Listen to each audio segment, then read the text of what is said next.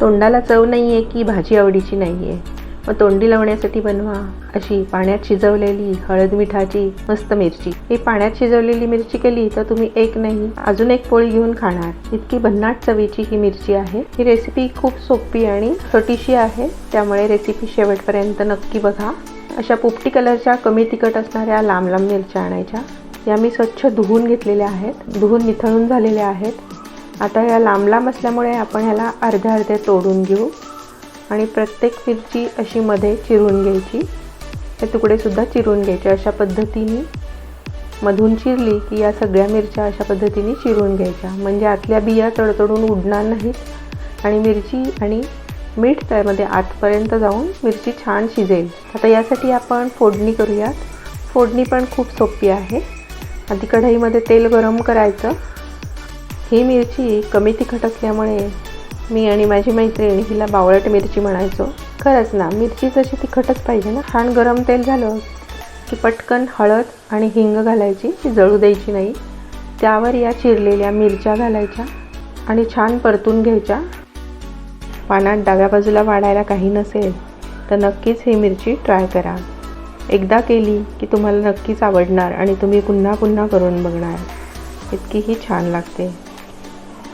त्याच्यावर मीठ घालायचं.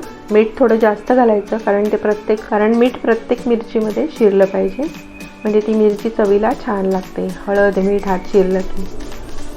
आणि अशी ही मिरची परतून घ्यायची छान तेलावर.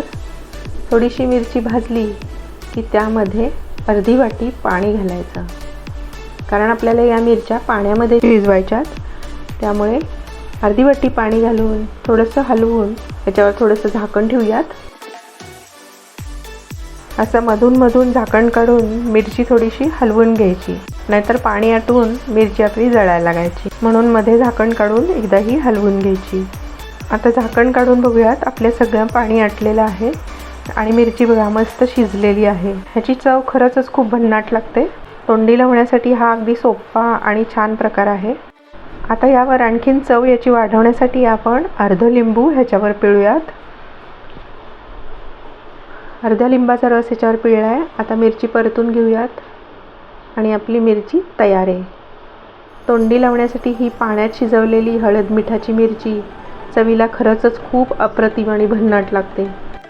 ही मिरची गरम गरम वरण भाताबरोबर, खिचडीबरोबर, उपीट पोह्यांबरोबर किंवा मग मटकी भेळ, सुकी भेळ याबरोबर सुद्धा छान लागते.